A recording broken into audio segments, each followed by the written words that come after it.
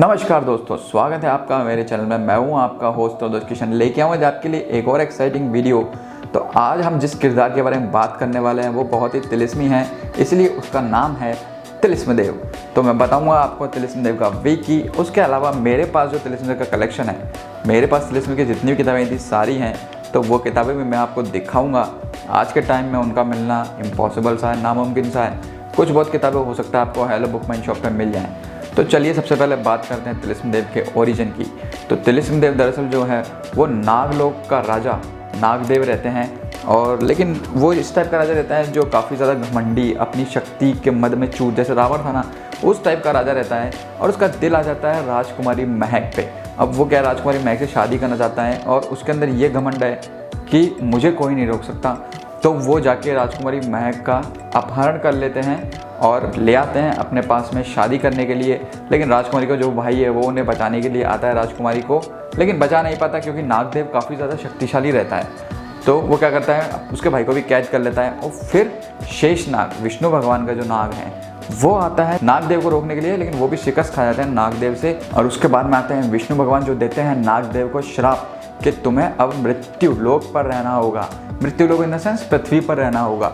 और ये कहकर विष्णु भगवान अंतर्धान हो जाते हैं और नागदेव जो हैं वो पृथ्वी पर आ जाते हैं। अब उन्हें वापस जाना है नागलोक में, तो वो उसके लिए तपस्या करने लग जाते हैं। तपस्या से क्या है, ऋषि जो देवता हैं वो प्रसन्न होते हैं, लेकिन वो कहते हैं कि भाई विष्णु भगवान का श्राप जो है वो हम टाल नहीं सकते, तुम्हें नागलोक पर वापस नहीं भेज सकते। हाँ, हम तुम्हें काफ़ी सारी शक्तियाँ दे रहे हैं जो तुम मानव कल्याण में लगाओ, और आज से तुम्हारा नाम होगा तिलिस्म देव।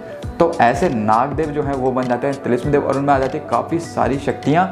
लेकिन वो उन शक्तियों का खुद इस्तेमाल नहीं करते, वो अपनी शक्तियाँ किसी को दे सकते हैं और वो बंदा उन शक्तियों का इस्तेमाल कर सकता है। तो एक तरीके से तिलिस्म देव जो है वो एक साधु की तरह हैं, जो एक आप उनको कह सकते हैं डेमी गॉड मान सकते हैं, जो खुद अपनी शक्तियों का इस्तेमाल नहीं कर सकते, लेकिन वो चाहे तो मुझे शक्ति दे सकते हैं और मैं उन शक्तियों का इस्तेमाल कर सकता हूँ। तो इस तरीके का कुछ कैरेक्टर है तिलिस्म देव का। और कहानियाँ काफ़ी मनोरंजक रहती थी क्योंकि हर बार कहानी एक नई कहानी रहती थी। ऐसा नहीं है कि हर बार तिलिस्म देव बचाने आ रहे हैं, हर बार तिलिस्म देव की ही कहानी है जैसे और हीरोज़ में रहता है, क्योंकि कहानी कुछ रहती थी और वहाँ से कोई एक नया किरदार निकल के आता था जो तिलिस्म देव की आराधना करता था, और तिलिस्म देव उसे अपनी शक्तियाँ देते थे और फिर वो उस बुरी शक्ति से लड़ता था। तो इस तरीके का कुछ सिंक्रोनाइजेशन था तिलिस्म देव की कहानियों का। तो बिना कोई वक्त ज़ाया किए दिखा देता हूँ मैं अपना कलेक्शन तिलिस्म देव का आपको। तो चलिए शुरू करते हैं पहले इश्यू से, जिसका नाम है तिलिस्म देव। तो यहाँ पर आप देख सकते हैं, ये है इसका पहला इश्यू तिलिस्म देव, जहाँ पे आपको नागदेव हैं वो है और वो राजकुमारी महक है। ठीक है, दूसरे इश्यू की बात करें, नरमुंडों की घाटी। तो इस इश्यू की हालत मेरे पास काफ़ी ज़्यादा ख़राब है क्योंकि दूसरी मिली नहीं मेरे को। देखिए दिखा देता हूँ, इसका पीछे का जो बैक कवर है वो है ही नहीं, और इसकी कंडीशन भी काफ़ी ज़्यादा ट्विस्टेड है, लेकिन मेरे को दूसरी मिल ही नहीं पाई है। तो अभी यही पड़ी है, अगर कभी मिलेगी तो देखता हूँ। जादू का जाल,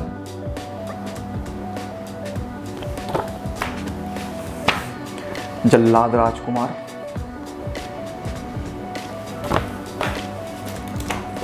विचित्र सेना की तबाही। मतलब नाम बड़े छांट छांट के रखे हैं इसके। और मोस्टली जो शुरू के कवर आर्ट थे वो कदम स्टूडियो ने बनाए थे, जो बहुत ही ज़्यादा इसको कह सकते हैं बहुत ही ज़्यादा निराले कवर थे, अनोखे कवर थे। उन्होंने कदम स्टूडियो ने बाद में भोकाल के लिए भी कवर काफ़ी सारे बनाए हैं, और अभी भी कदम स्टूडियो एक्टिव ही हैं। परछाइयों का चोर, ये सब कदम स्टूडियो के आर्टवर्क हैं, कवर आर्ट जो हैं, और अंदर का आर्ट भी मोस्टली कदम स्टूडियो का ही रहता था। तिलिस्म देव और तिलिस्मासुर। तो ये जो किताबें मैं आपको दिखा रहा हूँ, तिलिस्म देव, तिलिस्मासुर, परछाइयों का चोर, ये सब एक समय में राज कॉमिक्स स्टोर पे अवेलेबल थी। ये वाली किताबें जो हैं हो सकता है आपको हेलो बुकमाइन पे भी मिल जाएं अगर आप सर्च करें तो, मेरे को पक्का श्योर नहीं है। तिलिस्म देव और कंकाल देव, ये किताब नहीं मिलेगी।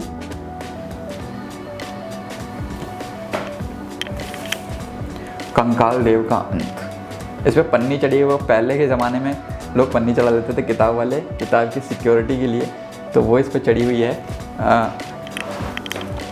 दुश्मन जादूगर, इसकी कंडीशन तो बहुत ज़्यादा ख़राब हो रखी है, पन्नी चढ़ी हुई है। अब मैं इसकी स्टेपलर निकाल के इसको कुछ कर भी नहीं रहा हूँ, कहीं फटफटा नहीं जाए इस चक्कर से।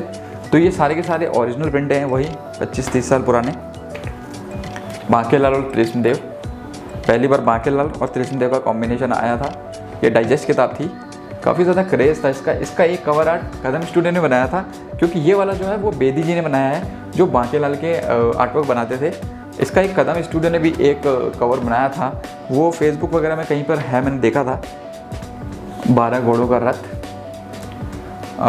तो पता नहीं, देखता हूँ मिले तो, अगर वो मेरे को सेव कर लेना चाहिए, मैंने सेव नहीं किया उसको। जादूगरनी,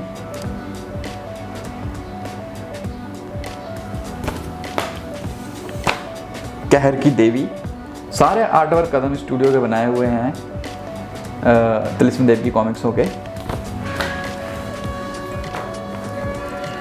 तिलिस्म देव और दिवोगा,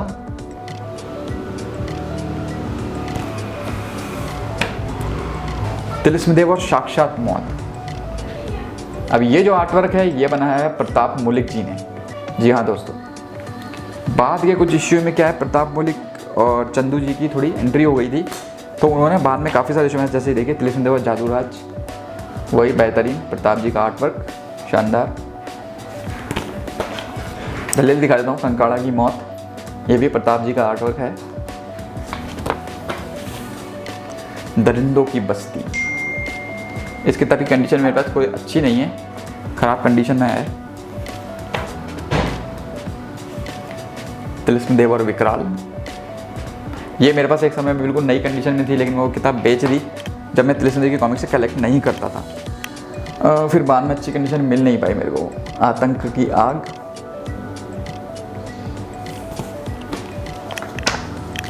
खोपड़ी का महल, ये फिर शायद वर्मा करके कोई आर्टिस्ट है, उनका आर्टवर्क है। धीरज वर्मा नहीं है, कोई दूसरा ही वर्मा लग रहे हैं मेरे को। इनका आर्टवर्क है। उसका में फिर तिलिस्म देव और तिलिस्म देव, इसमें तिलिस्म देव से भिड़ंत होती है तिलिस्म देव की। शानदार कवर आर्ट है ये, देखिए प्रताप जी का बनाया हुआ, बेहतरीन। तिलिस्म देव और मेंढकासुर, ये भी प्रताप जी का बेहतरीन आर्टवर्क है।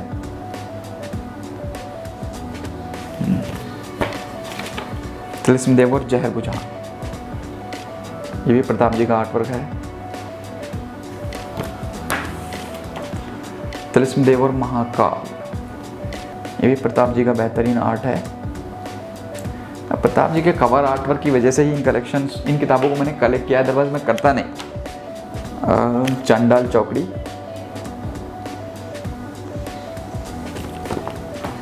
और फिर तिलिस्म देव की आखिरी किताब चंडकाली मुंडमाला।